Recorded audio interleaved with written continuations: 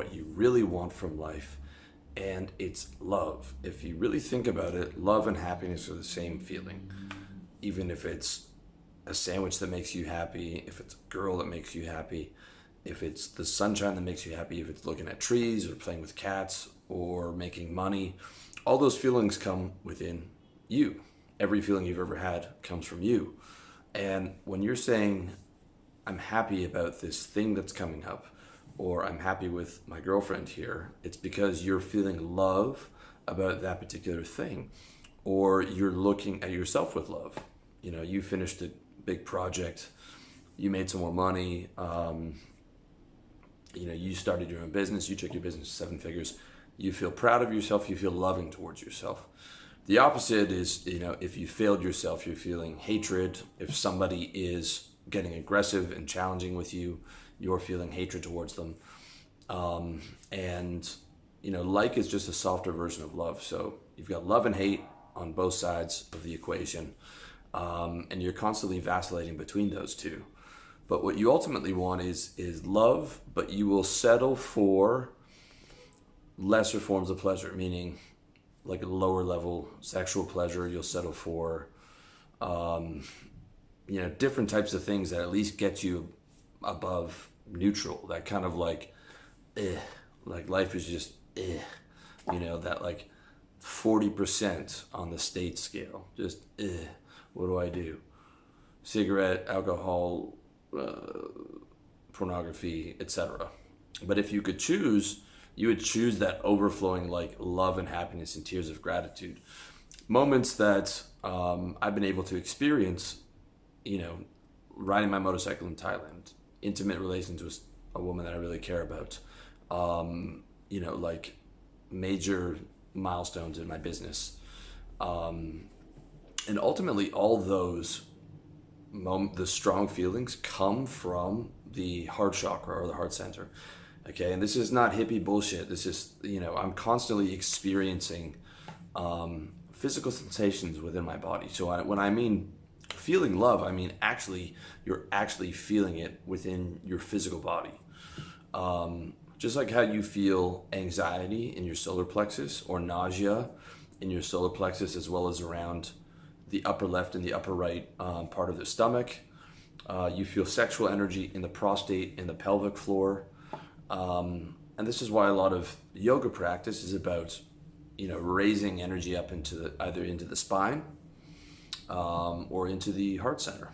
And supposedly, if you raise energy up into the spine and it shoots out of the top of your head, that is spiritual enlightenment. So if you go to Thailand, you'll see a lot of the Buddhist statues, and they've got this crown or this sort of pillar coming up of the top of the head.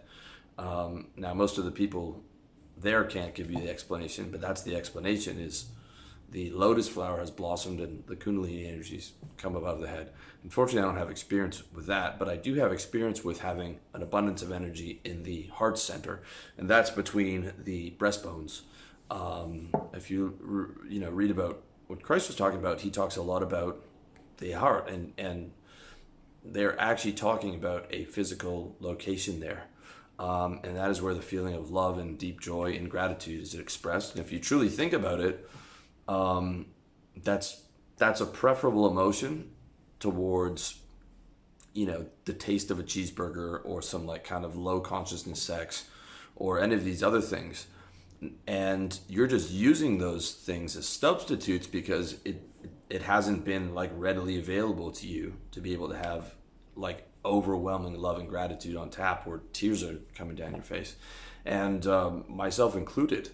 But, you know, I'm reading this Dr. Demartini stuff, I'm going through voids and values, and I'm thinking, what is it that I'm really looking for?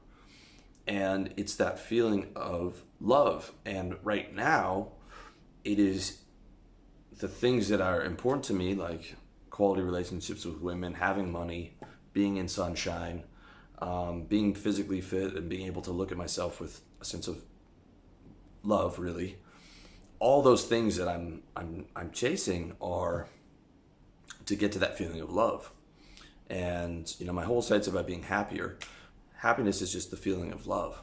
So I'm trying to separate the barriers between me and other things. meaning, all the spiritual teachings say that the entirety of the universe is you, and Christ's teachings are love God and love your neighbor like yourself, literally like they are yourself, because they are yourself. The entirety of it is you. I've had brief moments of that type of grace, or brief moments of that type of clarity, only quickly to descend into, being in traffic and just having a horrible inner narrative for someone, doing something stupid, or hearing a car horn and be like, motherfucker,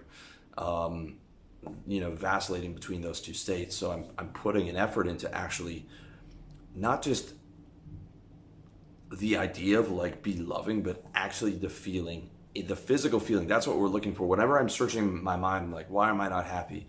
Or what is it? It'll be like a feeling of nausea within my body. It'll be overheating. It'll be, anxiety in the solar plexus. It will be the fact that I'm constantly scanning for these good feelings, but the ultimate feeling I want is that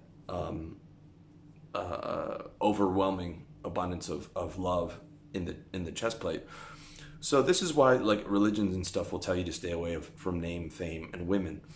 But I think that the messengers of these religions knew what they were talking about, or the originators, but the messengers use shame and guilt, to try and pull you away from that. Like, don't chase money, don't do all these things. It's like, no, still go after the stuff that you want, but recognize what it is that you're doing it for, and ultimately create a structure, a lifestyle, a reality around making it easier for you to feel love.